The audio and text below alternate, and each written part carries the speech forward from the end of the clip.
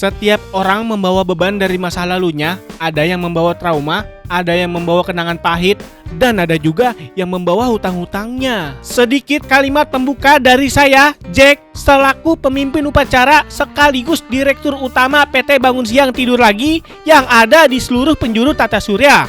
Pada kesempatan kali ini, saya akan merangkum sebuah film brutal berjudul Startup yang dirilis pada tahun 2013, di mana film ini menceritakan seorang pemuda berumur 19 tahun yang dipindahkan ke penjara dewasa karena terlalu brutal untuk ditahan di penjara remaja. Dan di penjara itu, ia tidak disangka bertemu dengan ayah kandungnya sendiri yang sudah lama menghilang dari hidupnya. Penasaran dengan bagaimana alur filmnya? Langsung saja kita meluncur ke dalam cerita. Berlatar di sebuah penjara dewasa kelas berat di Inggris, cerita diawali dengan memperlihatkan seorang pemuda bernama Eric Love atau kita sebut saja sebagai Eric yang baru saja dipindahkan dari penjara remaja ke penjara dewasa karena tingkah lakunya yang terlalu brutal dan tidak bisa lagi ditampung di penjara khusus remaja.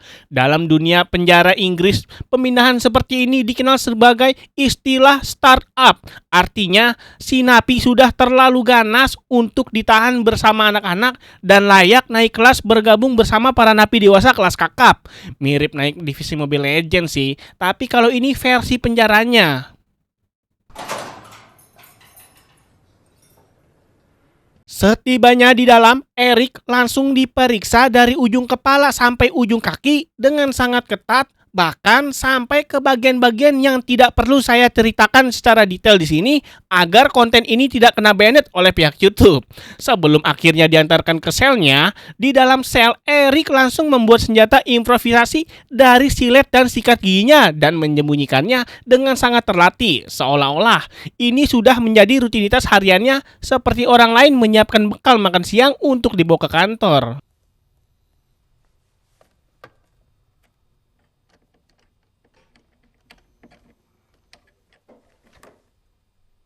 Keesokan paginya setelah berolahraga, Eric mencoba meminjam korek dari tetangga selnya, tapi ditolak dan saat sarapan di kafetaria, ia langsung terlibat keributan dengan seorang napi bernama Jago yang bertugas membagikan makanan. Dari awal sudah terlihat jelas antara Eric dan Jago ini langsung bermusuhan dari detik pertama ketemu. 102, Jacob, anytime. Di lapangan penjara, disinilah kita pertama kali melihat Neville Love atau kita sebut saja Neville, seorang napi veteran yang bahkan para sipir pun membukakan pintu untuknya tanpa ia perlu mengetuk. Ia mendekati Eric dan dari tatapan mata keduanya terlihat jelas ada hubungan yang lebih dari sekedar sesama napi. Neville adalah ayah kandung Eric yang sudah bertahun-tahun tidak pernah hadir dalam hidupnya. Dan di kamar selnya, Neville menatap sebuah gambar kecil buatan anak kecil yang menggambarkan keluarga kecil dengan tulisan I love you daddy di bawahnya yang langsung membuat kita sebagai penonton merasa sedih melihatnya. Masalah besar datang di hari pertama Eric saat tetangga selnya masuk ke kamarnya dan mencoba mengambil sesuatu dan tanpa basa-basi, Eric langsung menghajarnya sampai pingsan. Eric yang panik kemudian memberitahu sipir, tapi bukannya dapat simpati, ia malah langsung bersiap menghadapi konsekuensinya.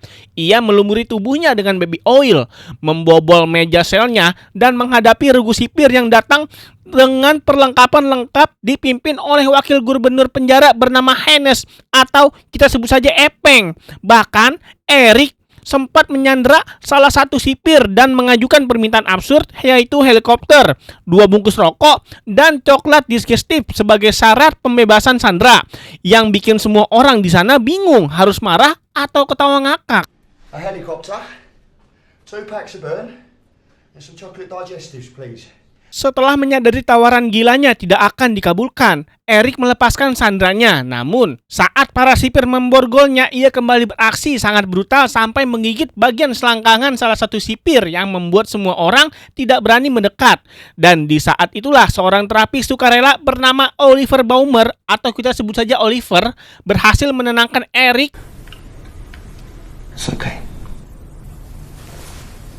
Oliver ini orangnya sangat berbeda dari semua orang yang ada di penjara ini. Ia bekerja tanpa bayaran seperser pun dan tetap kalem.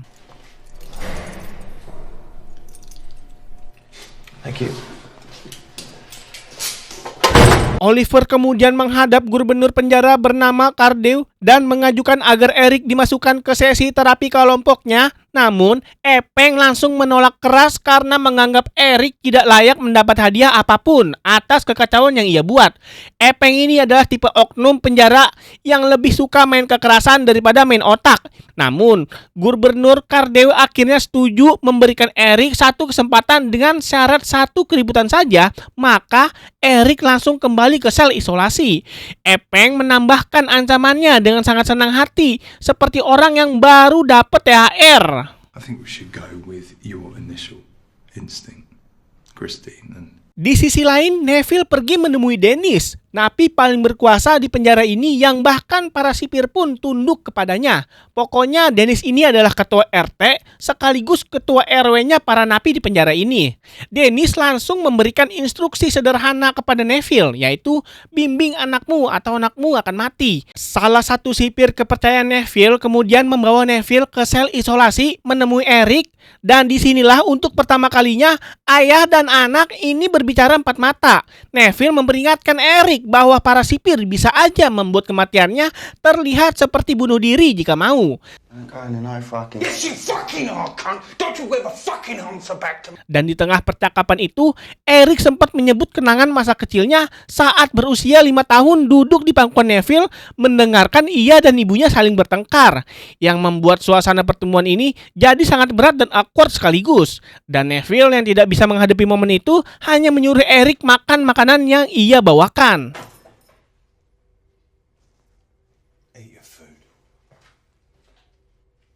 Keesokan paginya, Eric kembali ke wing dan langsung membalas dendam kepada Jago dengan mengacak-acak isi selnya dan mengambil beberapa barangnya. Sementara Jago berteriak-teriak ke seluruh penjara mencari siapa yang berani masuk ke selnya. Dan tentu saja, Eric menikmati setiap detiknya sambil pura-pura nggak tahu apa-apa.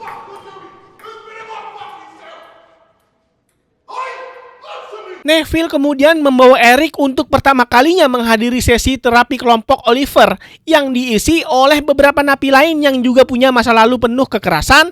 Di antaranya ada Hasan dan Tyrone yang sudah menjadi anggota senior di kelompok ini. Dan dari menit pertama sudah terlihat jelas kalau Eric bukan tipe orang yang bisa duduk diam dan dengerin orang ngomong dengan tenang. Ia sengaja merokok di tengah sesi meskipun sudah diperingatkan berkali-kali oleh Oliver. Bahkan ia sempat mengancam salah satu sipir yang berujung ia dikawal kembali ke wingnya. Listen, you keep fucking looking at me like I'm some... Can I have my pen back, please? Malam harinya ternyata Jago sudah membayar sekelompok napi bertopeng untuk menyerang Eric di kamarnya. Namun Hasan datang tepat waktu dan bersama-sama mereka berhasil mengusir para penyerang tersebut.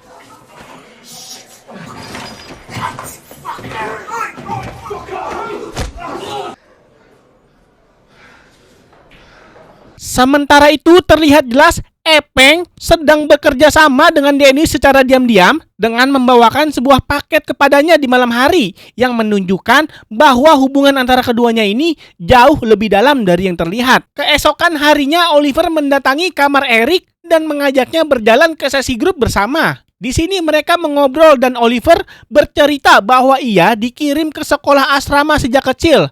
Eric pun bercerita bahwa ia juga dikirim ke panti asuhan sejak kecil dan saat berusia 10 tahun pernah membunuh seorang pedofil yang mencoba melecehkannya. Dan ketika Eric mencoba memprovokasi Oliver dengan menganggapnya punya niat yang sama, Oliver justru menunjukkan ekspresi marah yang nyata dan jujur. Dan ternyata Eric menyukainya karena pertama kalinya ia melihat Oliver bereaksi secara manusiawi. I don't give a shit if you Well, want fucking to stood there then. I don't fucking know. How would I fucking hurt you? Di sesi terapi berikutnya, diskusi kelompok makin hidup membahas soal ras dan seksualitas. Dan setelah sesi Eric pergi mencari ayahnya di kamarnya, ia datang dengan niat bicara dari hati ke hati dan mengatakan tidak suka terus diperintah-perintah. Namun, Eric keburu pergi meninggalkan kamarnya setelah mengetahui hubungan pribadi ayahnya dengan teman sekamarnya. Di dalam gym, Neville datang berdiri mengamati Eric berlatih bersama Hasan dan Tyrone dari kejauhan. Eric sempat ingin menyerah saat menyadari ayahnya memperhatikan, namun Tyrone yang menggodanya membuat Eric balik lagi dan menyelesaikan latihan tinju penuh. Dan tanpa sadar, momen ini menjadi salah satu momen paling normal yang pernah Eric alami di penjara ini. Big right. Foot. Left right up. Foot. Hook hook. Suatu hari saat Eric sedang mandi, seseorang kiriman jago mencoba mencekiknya.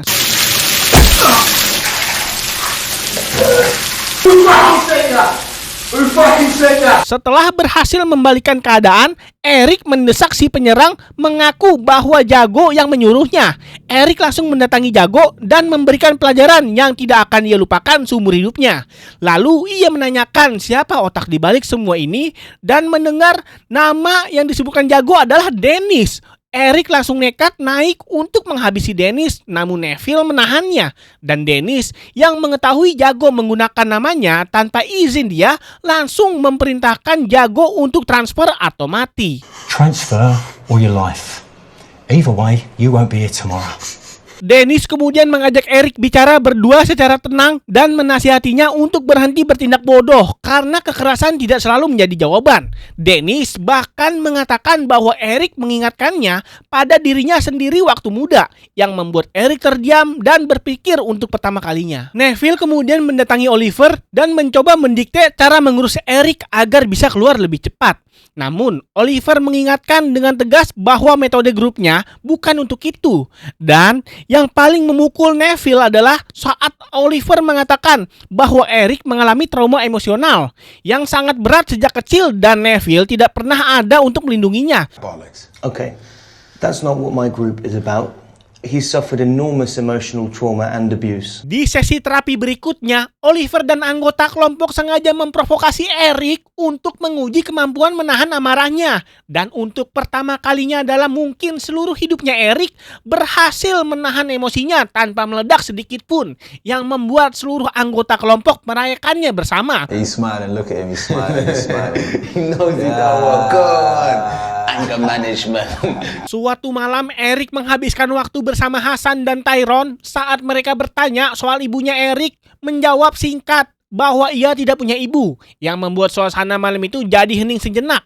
Dan Neville yang memperhatikan Eric keluar dari kamar Tyrone, lalu memanggil Tyrone dan menanyakan soal grup terapi dengan tatapan penuh kecurigaan. Keesokan harinya, Neville datang ke sesi terapi dan langsung terlibat adu mulut dengan Eric di depan semua anggota grup. Setelah Neville pergi, keributan di dalam grup terus berlanjut. Suck him up.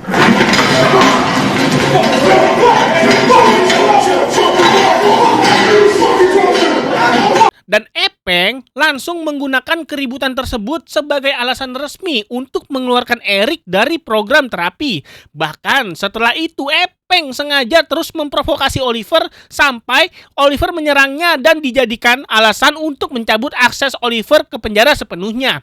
Epeng, si wakil gubernur yang otaknya sebesar kacang atom, memang sudah kepalang benci dari hari pertama.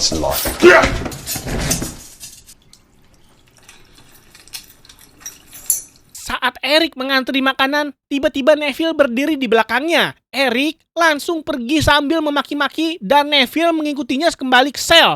Keduanya pun terlibat perkelahian sengit yang sudah lama tersimpan. Bahkan Dennis yang mencoba melerai malah kena hantam oleh Eric dan terjatuh dari pagar. Para sipir turun tangan memisahkan keduanya dan Neville yang terus memberontak sampai harus disiram dengan selang air, mirip kucing berantem yang disiram air sama tetangga.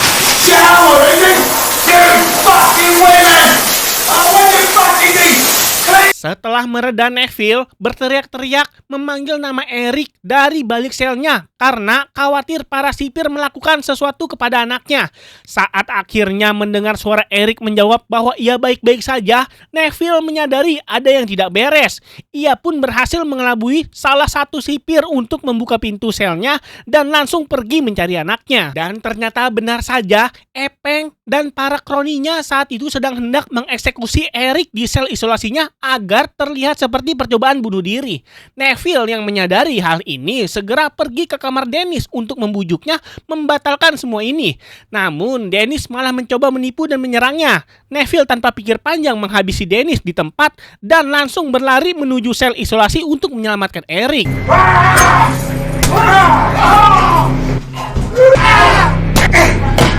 Dan ya, Neville berhasil tiba tepat waktu sebelum semuanya terlambat. Ia langsung melabrak Epeng dan para kroninya dan berhasil menyelamatkan Eric. Dan disinilah untuk pertama kalinya Neville benar-benar menjalankan perannya sebagai ayah. Ia memeluk anaknya sambil terus berbisik. Dan setelah Eric dibawa ke klinik, Hasan dan anggota grup lainnya pun datang memastikan Eric baik-baik saja. Namun, konsekuensinya sangat besar karena akibat semua kejadian itu, Neville harus dipindahkan ke penjara lain. Di momen perpisahan terakhir, salah satu sipir memberikan waktu sebentar kepada ayah dan anak ini untuk bertemu terakhir kali. Dan disinilah Neville mengucapkan sesuatu yang mungkin tidak pernah ia katakan sepanjang hidupnya kepada siapapun, termasuk kepada anaknya sendiri, yaitu Proud to be your dad. Dan meskipun kalimat itu singkat dan terlambat belasan tahun, tapi bagi Eric yang tumbuh besar tanpa pernah merasakan kasih sayang seorang ayah, kalimat itu lebih dari cukup untuk membuat air mata turun. Dan film pun akhirnya selesai dengan Eric yang masih berada di penjara, namun untuk pertama kalinya dalam hidupnya, ia tidak lagi merasa sendirian. Jika hubungan dengan orang tua bisa diperbaiki bahkan di dalam penjara sekalipun, maka tidak ada alasan bagi kita yang hidup bebas di luar sana untuk tidak memperbaiki hubungan dengan keluarga kita sendiri selagi masih ada kesempatan. Sedikit kalimat penutup dari saya atas film Startup yang dirilis tahun 2013 ini. Jujur, ini bukan film tentang pelarian atau aksi-aksi keren yang biasa kita tonton. Tapi ini adalah salah satu film penjara terbaik yang pernah saya rekomendasikan. Karena film ini lebih fokus ke luka batin dan hubungan ayah anak yang hancur akibat ditinggal sejak kecil. Dan bagaimana keduanya berjuang untuk memperbaikinya di tempat yang paling tidak terduga. Sedih sih, tapi endingnya cukup memuaskan bagi saya. Top dah bintang 20. Oke, segitu aja dulu dari saya. Makasih udah nonton videonya sampai habis. Saya Jack, pamit undur diri. Sampai jumpa di video selanjutnya.